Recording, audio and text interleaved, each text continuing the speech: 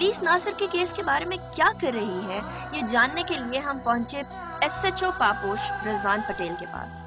रिजवान पटेल साहब, मोहम्मद नासिर के केस के बारे में हमें पता चला, हम उसके घर गए और जानने की कोशिश की कि आखिर ऐसा क्या हुआ। पुलिस की हेल्प करता था मोहम्मद नासिर, पुलिस ने मोहम्मद नासिर की कितनी हेल्प की?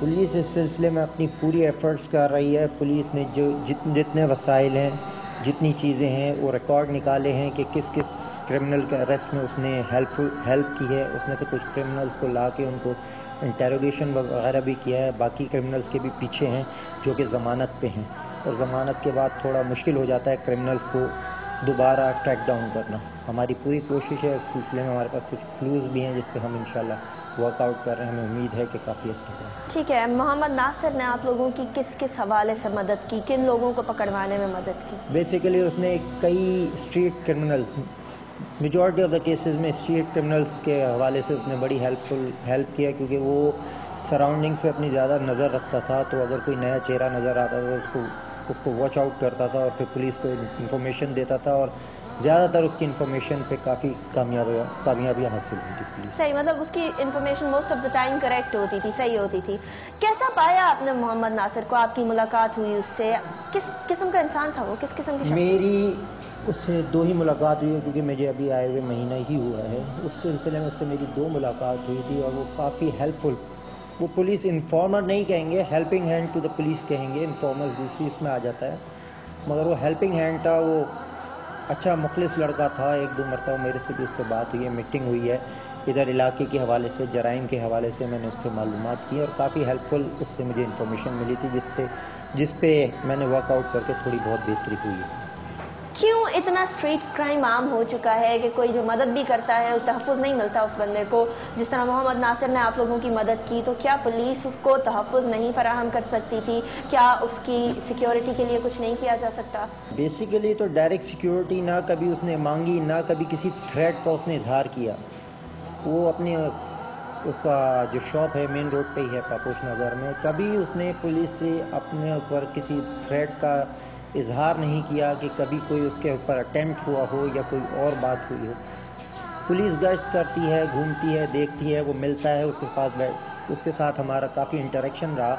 लोग आते जाते हैं, मगर हर टाइम तो उसको प्रोवाइड नहीं की जा सकती थी। हमारा इंटरेक्शन था, यहाँ तक कि इवन ये हुआ कि सिर्फ 2 मिनट के अंदर किसी को इत्तला मिलने से पहले हमें इत्तला हो गई कि ये मैटर हो गया था, वरना अमूमन काफ़ी टाइम ले लिया जाता है, पुलिस कंट्रोल से इत्तला आती है। मगर हमारे उससे इंटरेक्शन का ये था कि हमें फौरी तौर पे इत्तला मिल गई थी कि उसके साथ ये हुआ। क्या वारदात हुई, कुछ पता चला कौन लोग हैं, किस तरीके से ये वाक़या रोनुमा हो गया? 27 को था, जुम्मे के दिन उमूमन वो बंद रखता था दुकान, मगर उस दिन कोई उसको काम था तो वो काम कर रहा था अपने भाई के साथ, और अनफॉर्चुनेटली लोड शेडिंग की वजह से लाइट जाती है तो ये ज़्यादा आसान हो जाता है। उस दिन भी लाइट चली गई तो एक मोटरसाइकिल 125 पे 2 बंदे आए थे, पीछे वाला उतरा और उसने बाकायदा उसको नाम लेके कॉल किया, क्योंकि अंधेरा था और वो मेक श्योर होना चाहता था कि मेरा टारगेट सही हो। जब उसने उसको कॉल करके बात की, आवाज़ दी है, तो उसने बोला जी। जब उसने जी कहा है तो उसने उसको शूट किया, और उसके बाद वो मोटरसाइकिल पर फरार।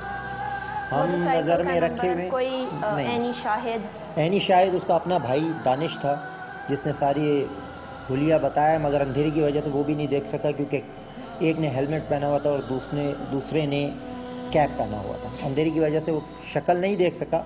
मोटरसाइकिल का डिस्क्रिप्शन भी उसने सिर्फ इतना बताया कि 125 थी, जिस पर काले रंग का कपड़ा चढ़ा हुआ था। तो यहाँ मोटर मैकेनिक ज़्यादा हैं, उसके इर्द गिर्द भी मोटर मैकेनिक्स हैं, और हम मालूमात कर रहे हैं कि इस किस्म की 125 का किसके पास उन दिनों में गुजर हुआ। इस सिलसिले में हमें थोड़ी सी क्लूज़ मिलें जिस पर हम काम कर रहे हैं। बहुत बहुत शुक्रिया रिजवान पटेल साहब हम लोगों से बात करने का। नाजरीन, फैमिली का हिस्सा कह दिया रिजवान पटेल साहब ने, पुलिस का हिस्सा नहीं था, लेकिन वो इनकी फैमिली का हिस्सा ज़रूर कहते हैं। उसको इतना ज़्यादा नियर एंड डियर समझते हैं। एक शख्स जो कि इतनी मदद करता था पुलिस की, वो कैसे विदाउट सिक्योरिटी मारा गया, किस तरीके से मारने वालों ने प्लान किया, کہ رات کی تاریکی میں لائٹ گئی ہوئی ہے، نام بلا کر ان کو معلوم تھا کس کو مارنا ہے، کہاں مارنا ہے، کتنے بجے لائٹ جاتی ہے، یہ ساری چیزیں فل پلاننگ سے آتی ہیں. اس پلاننگ کی خبر کسی کو کیوں نہیں ہو سکی، یہی ہم لوگوں کو جاننا ہے اور آج کا مسئلہ بھی یہی ہے.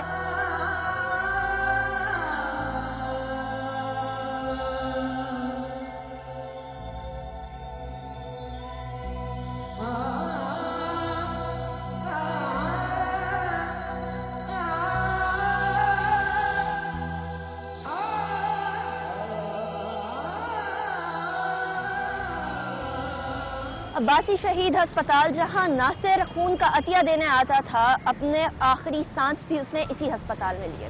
لیکن ناصر کے ختم ہونے کا مطلب یہ نہیں کہ دنیا سے یا پاکستان سے اچھائی ختم ہو گئی ہے. آج بھی اچھے لوگ اس ملک میں موجود ہیں اور اسی اچھائی کو بڑھاتے ہوئے ہمیں آگے لے کر چلنا ہے، کیونکہ اگر ہم پاکستان کی عوام مل کر یہ سوچے کہ سارے کے سارے ناصر کی طرح ہو جائیں گے، برائی کے خلاف کھڑے ہو جائیں گے اور برائی کو آگے پنپنے نہیں دیں گے، تو پھر پاکستان ایک بہت بہت امن کا گہوارہ بن سکتا ہے اور جو سچویشن ابھی ہے اس کو ہم تبدیل کر سکتے ہیں.